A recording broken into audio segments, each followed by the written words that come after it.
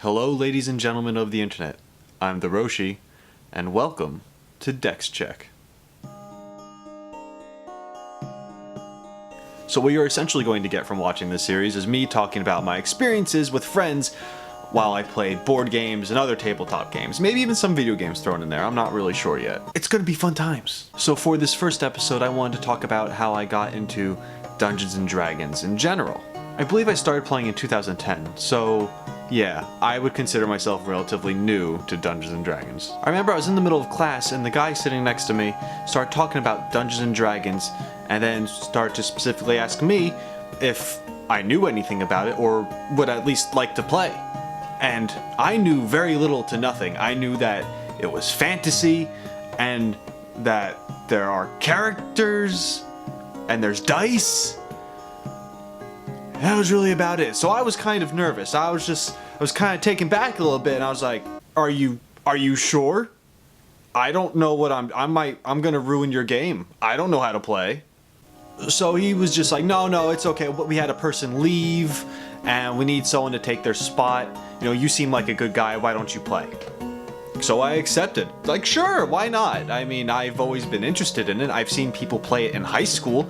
I had no idea what it was about or what they were doing, but it looked interesting enough. So I figured, sure, he says he's going to teach me how to play, but teach me how to play. I'm down. I'm good.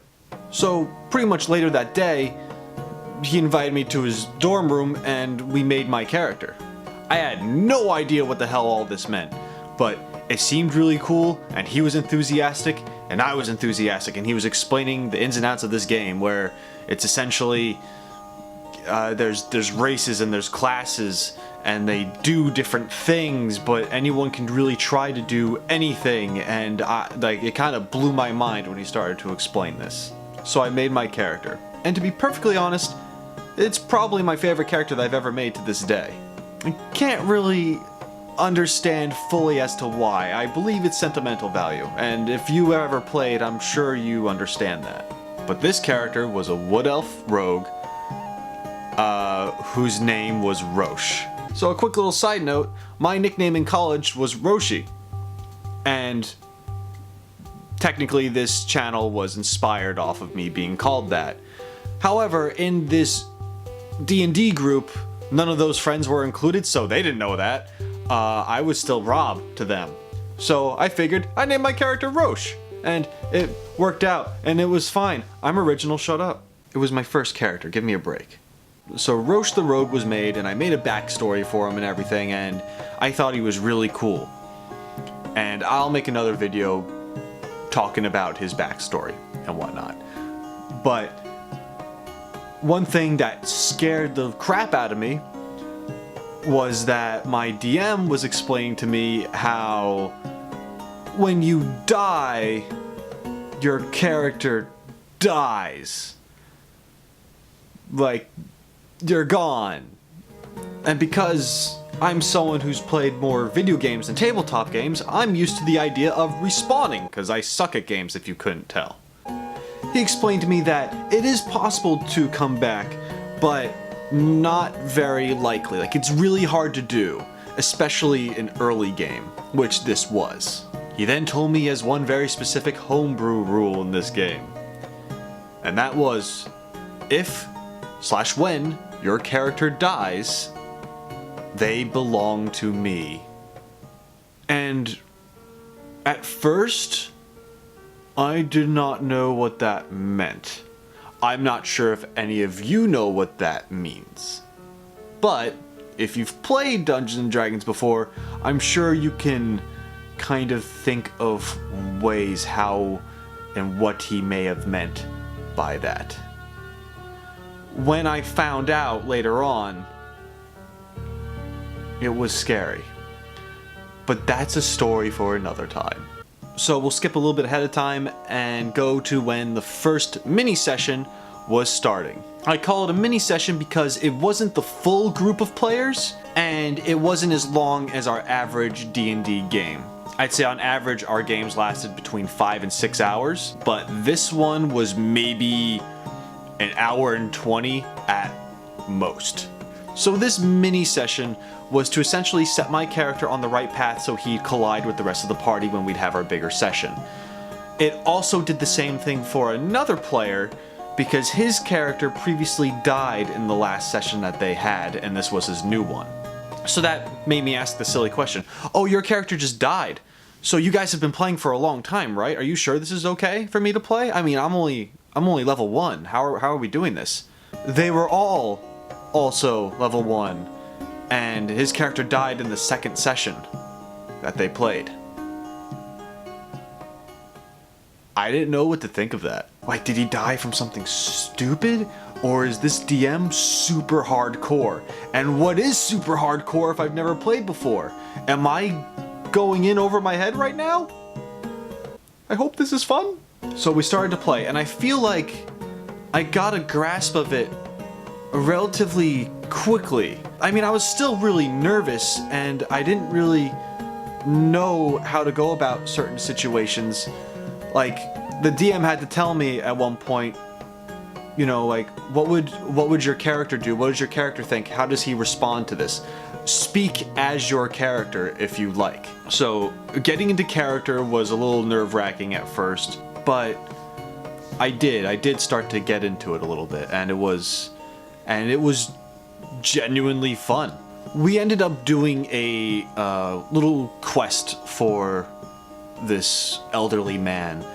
Apparently he has an important book in his basement, and he needs someone who's not him to go down and get it, for he has booby-trapped his own house and doesn't know how to control that crap. I can't exactly remember, but it was nuts. Like, why would you booby-trap your house, you idiot? Anyway, the old guy offers some gold, and my character, being a rogue and being relatively new to the game, was like, oh yeah, I like money. Sure, I'll do it. Why not? I'm getting what? Like I'm getting a book from a basement. Sure. So I go into the basement with my ally I recently met. His name was David, and he was a human ranger. So we had an elven rogue so far and a human ranger. Apparently the old guy hired him to do this job as well because he doesn't think one person can handle it. Sure, whatever. So we go into this basement, and it's dark and it's spooky, it's kind of grungy, there's dust and there's webs and there's books and shelves of other trinkets all over the place. So we only take a few steps in. I'm being overly cautious, and my friend, the ranger, I believe rushes ahead because why not? Grab the book and get out. Like, that's his mentality. You go do that. It triggers a trap, and we start seeing these orange slime puddles start to form. Like, I think it spews from the walls and starts to combine into some slimy, oozy blob acidic creature, and there's like 2 of them. Great. My first monster, it's some kind of gross slime ooze thing, and it scared me a little bit. I mean, in every other game, you're fighting freaking like rats in a sewer. I was like, oh, this is close to a sewer, maybe I'll just have to fight a rat and I'll be fine. Nope. Acidic slime creature. Good. You go get him. So this is when I really start to understand how this game is supposed to be played. So I'm watching these creatures, and I notice how I'm standing still and David is running around trying to avoid them, and they're both on him, and they're not coming to me, and I'm not sure if that's just because they're trying to have like a gang up on mentality, or if there was something else. So I start to observe closer. I'm sure I had to roll a check. I'm not sure if it was like a nature or if it was a perception, but either way, I rolled relatively well. And the DM explained to me that these creatures have no face. There's just slime things. There's no eyes, there's no mouth, there's no ears. Huh. How do they know where he is if they can't see or hear him? So then I thought to myself, touch. They're going for him and not me because they're sensing his vibrations through the floor as he runs around like a maniac. So I'm like, I need to get them off of him, but I don't want them to come to me because I'll die. That I take my dagger and I throw it as hard as I can at the shelf across the room from me, which is currently away from David's position. He's on one side, like he's pretty much in one corner, and there's the shelf in the opposite corner, and then I'm at the other far end. So I want to throw my dagger at that shelf as hard as I freaking can. DM says okay, I roll for it, it's not hard, it's a freaking shelf standing still. I hit it, and a bunch of shit falls off the shelf and rattles across the floor. Like we're talking like pots and pans and like maybe like a little statuesque figure thing, like a bunch of junk just falls off the shelf and clatters on the floor. The slimes stop and they rush over to that corner. So we rush around and we try and find this book that we need to get. And at that point in time, these slimes are starting to rush back because we're making noise again. At this point in time, I'm on top of a table. I believe David has the book, and then we need to escape. The slime is between me and my exit. I'm on the table. I'm super cocky and intelligent because I'm like, oh man, I'm so clever, blah blah blah. I'm awesome. I'm gonna flip over this guy. So I roll an acrobatics check, which I'm good at because I'm a super stealthy, dexterous acrobatic rogue. But at that point in time, I found out what a natural 1 meant. I landed in the slime monster. Face first. It hurt a lot. But David managed to pull his weight and get me out of there safe and alive. Yeah, I took some damage and it sucked, but I didn't die, and I probably could have died. So we get out of there and we hand this book to the old guy and he gives us our money. My character's a little frustrated about the money given because when he hired me, he promised me a certain amount, but he technically meant the party itself, so we had to split it.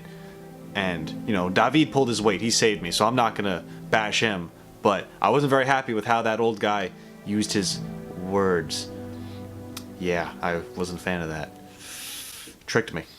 I also saw something interesting on that cover of the book, but I couldn't really pull it together at the time. And me not knowing anything about D&D couldn't make the connection either. The book's cover had a weird symbol on it.